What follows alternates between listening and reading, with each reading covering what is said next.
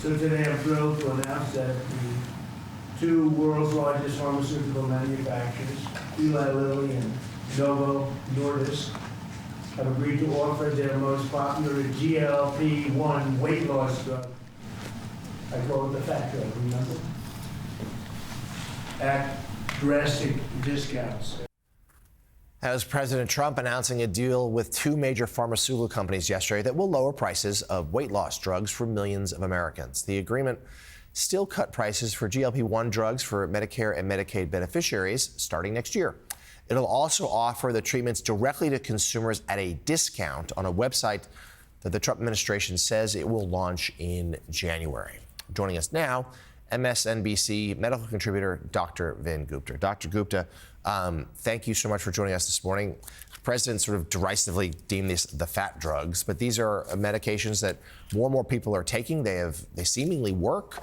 They've also have a remarkable number of positive side effects, research seems to show. So you tell us how good, healthy, safe are these drugs, and what do you make of yesterday's announcements? Well, Jonathan, we're learning about these drugs in real time. There's a lot of real-world evidence. They've been approved. Millions are taking it, and we're tracking the data as we speak, because there's frankly a lot we don't know. How long do you need to be on these drugs? When can you maybe safely discontinue? So a lot of key unknowns here, but we're following. I think it's important for your audience to recognize that the Biden administration and their sort of the back half of their administration, their Center for Medicare and Medicaid, announced drug price negotiations directly with pharmaceutical companies. You may remember that moment because it was a big deal. First time the government used their purchasing power, and they have huge purchasing power, to tell pharmaceutical companies, we need to directly negotiate prices to lower prices for drugs for those on Medicare. And so that already kicked off by the Biden administration. The Trump administration smartly has continued that policy. So credit to them for not letting politics get in the way and continuing something that the Biden administration did.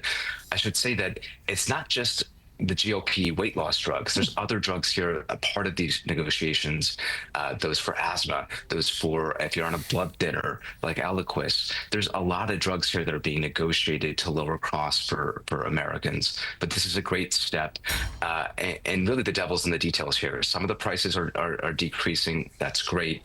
But there's a lot more sort of marketing than reality.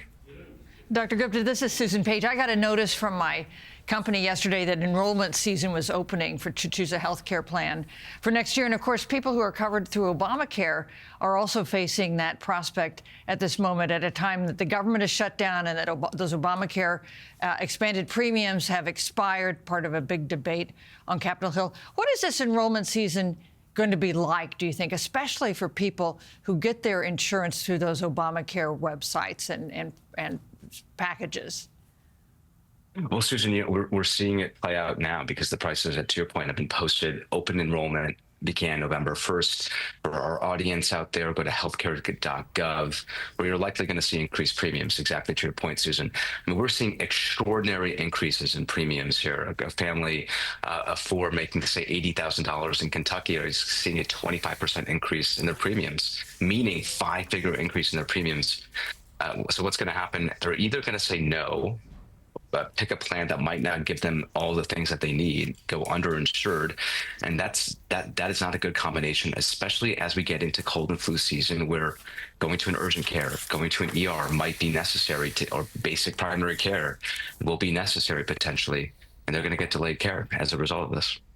All right, MSNBC medical contributor Dr. Vin Gupta. Dr. Gupta, we thank you as always for your words of wisdom. We really appreciate it. Coming up here on